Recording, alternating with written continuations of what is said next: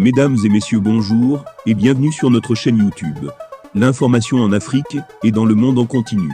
Ici, nous n'avons qu'un seul objectif, c'est de vous informer autant que possible sur l'actualité, la politique, l'économie et bien d'autres. Alors si vous êtes nouveau, abonnez-vous et activez aussi la cloche de notification pour ne rien manquer des informations à venir.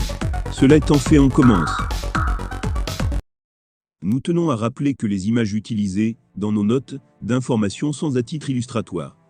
Nous vous recommandons de rester poli dans l'espace commentaire sous peine de voir votre commentaire tout simplement supprimé. La loi électorale proposée par le gouvernement Choguel Maïga a été amendée par le CNT en de nombreux points et promulguée dans sa nouvelle version par le président de la transition Assimi Goïta. Un camouflet pour le premier ministre Choguel, qui manifestement n'est pas content du CNT et du président de la transition. Qui de Choguel ou d'Assimi Goïta aura-t-il raison de l'autre ?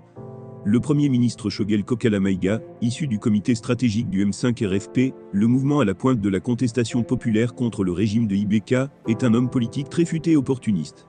Il a usé de subterfuges, stratagèmes et sans état d'âme à se tailler la part du lion dans le mouvement de contestation à la surprise générale des leaders de l'opposition. Un jeu politique fait de coups bas et de trahison pour atteindre ses ambitions. En effet, naguère, très critique contre le Comité national pour le salut du peuple, CNSP, de la junte militaire, qu'il accusait d'avoir abusé de la confiance des membres du M5 RFP, car selon lui, la transition a débuté sur un fond de mensonges, parce que rien n'a été fait comme convenu.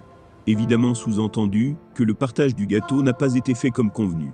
Très tribun dans la coalition de l'opposition, la junte militaire utilisera la stratégie de tais-toi et mange en le nommant Premier ministre suite à leur deuxième coup d'État.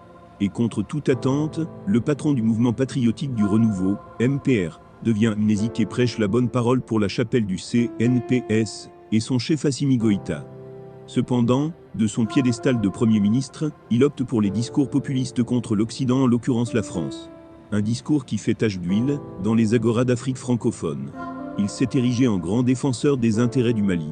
Cette position semble lui faire gagner des points dans l'estime de certains de ses compatriotes. Il faut noter que cet homme politique a plusieurs fois été candidat à l'élection présidentielle de son pays. Il est crédité de 2% des voix.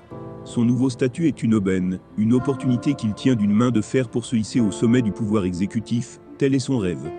Aurait-il les moyens de sa politique pour réaliser ce rêve sans anéantir son bienfaiteur qui en rêve lui aussi tous les matins quand il se rase ? Un rêve de légalisation constitutionnelle de son pouvoir pris par la force des armes. Eh bien, en tout état de cause, les intérêts deviendront divergents d'ici peu. Assimi coupera-t-il l'herbe sous le pied de Choguel avant l'heure ? Ne dit-on pas que le pouvoir est une source de plaisir à l'image de la femme qui ne se partage pas ? Pour le moment, la femme est kidnappée par Assimi.